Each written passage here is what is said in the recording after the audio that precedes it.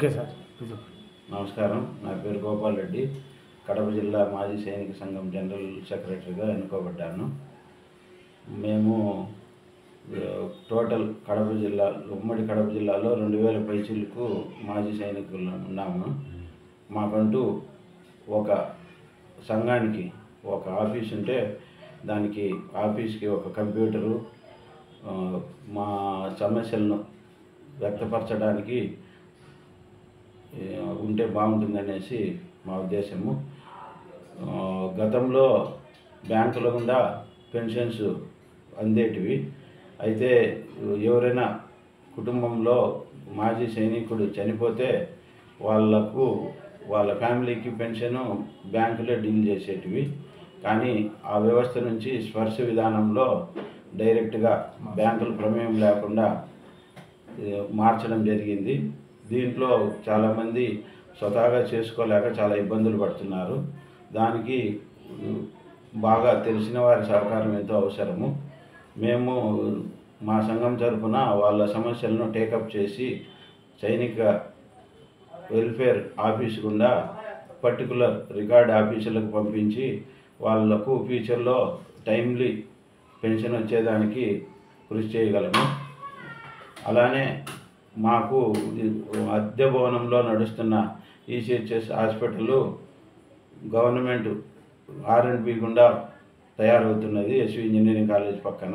అది త్వరితగతిన పూర్తి చేస్తే మాకంటూ ఒక అందరికీ అందుబాటులో దగ్గరగా మిలిటరీ హాస్పిటల్ ఉంటే అందరికీ ఉపయోగంగా ఉంటుంది. అలాగే ఊరి వెలుపలున్న ఆ క్యాంటీన్ విషయంలో సరుకులకు చాలామంది ఇబ్బంది పడుతున్నారు. రాకపోకలకు అనుకూలంగా లేదు.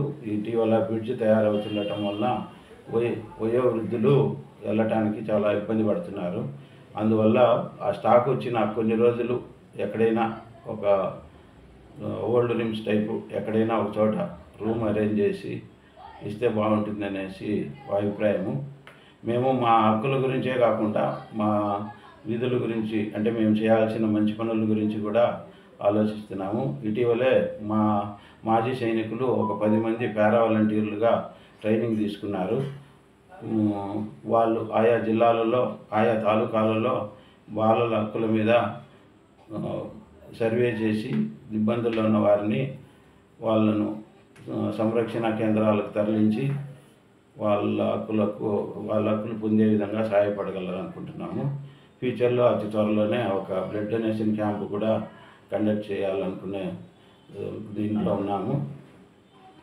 అలాగే ఈ క్యాంటీను, ఈ మిలిటరీ హాస్పిటలే కాకుండా మాజీ సైనికులు సైనిక వెల్ఫేర్ ఆఫీస్ కూడా ఈ వాళ్ళను వ్యక్తపరచడానికి సమస్యల్ని, కొంతమంది అన్ఎంప్లాయీస్ ఉన్నారు, వాళ్ళకి కొప్పర్తి ఇండస్ట్రియల్ ఏరియాలో సెక్యూరిటీ గార్డ్గా కానీ, సూపర్వైజర్గా కానీ, ఆఫీసర్లుగా కానీ అవకాశం కల్పించాలని చెప్పేసి కోరుకుంటున్నాము. యాక్చువల్గా మన దగ్గర ఉండే కొప్పర్తిలో అంతా నాన్ లోకల్స్ పనిచేస్తున్నారు. కనీసం 50% లోకల్స్కి ఇవ్వాలని చెప్పేసి మేము మా సంఘం తరఫున డిమాండ్ చేస్తున్నాము. జై హింద్.